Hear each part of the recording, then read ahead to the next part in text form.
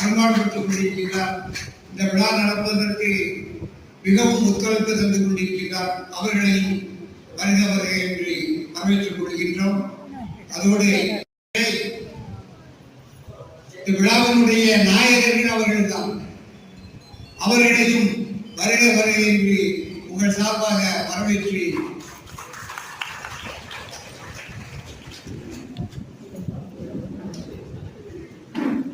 நன்றி உரை நம்மள இருக்கின்ற கண்ணன் அவர்களை இந்த வரவேற்புரையை நிறைவு செய்கின்றேன்.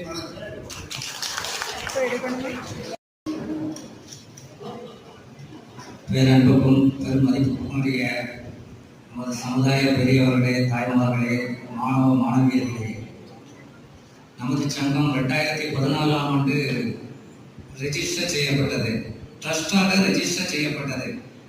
அன்று